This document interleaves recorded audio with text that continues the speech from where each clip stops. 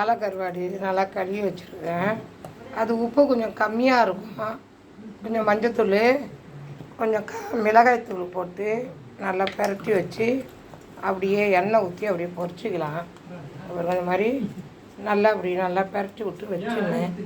உருளைக்கிழங்கு பாருங்கள், உருளைக்கிழங்க அவிச்சி வடிகட்டிட்டு அரை வேக்காடாக அவிச்சி வடிகட்டிட்டு உப்பு மஞ்சத்தூள் எல்லாம் போட்டு முருங்கை பொடியை இதில் போட்டு வறுத்து வச்சுருக்கேன். இதுலேயே பிள்ளைங்களுக்கு அப்படியே சாப்பாடை இதிலே போட்டு பரட்டி அப்படியே கொடுத்தா பசங்க சாப்பிடுவாங்க.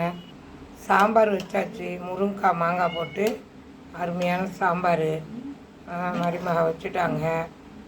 நாங்கள் காலையிலேயே வேலை முடிஞ்சிடுச்சு. உருளைக்கிழங்கு இன்னும் கொஞ்சமாக தனியாக பொரிச்சிருக்கு. முருங்கை பொடி போடாமல் இது உருளைக்கிழங்கு தனியாக வறுத்து வச்சாச்சு. சோறு சமைச்சாச்சு. காலையிலேயே எல்லா வேலையும் முடிஞ்சிடுச்சு. வாங்க எல்லோரும் சாப்பிடுவாங்க.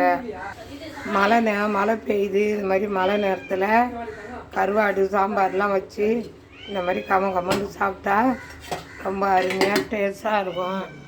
எல்லோரும் பாருங்கள். முருங்கை பொடியை வேஸ்ட்டு பண்ணாதீங்க. முருங்கைக்கீரையை காய வச்சு அதை மிக்சியில் நுணுக்கி வச்சுட்டு இந்த மாதிரி நெய் போட்டு கொஞ்சம் நெய்யை முருங்கீரை போட்டு வறுத்து விட்டு அப்படியும் வெள்ளை சோறு போட்டு பரட்டி பிள்ளைங்களுக்கு வச்சு அனுப்பலாம். லஞ்சுக்கு ஸ்கூலுக்கு இது மாதிரி உருளைக்கிழங்கு வறுத்து அதில் இந்த முருங்கை பொடியை போட்டு இதை நல்லா போட்டு கலக்கி இதில் கொஞ்சம் வெள்ளை சோறு போட்டும் கலக்கி கொடுக்கலாம். நான் இப்போ அப்படி தான் செய்ய போகிறேன்.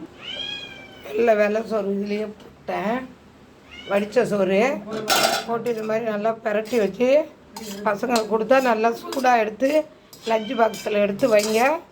முருங்கைக்கீரை ரொம்ப ஹெல்த்தானது.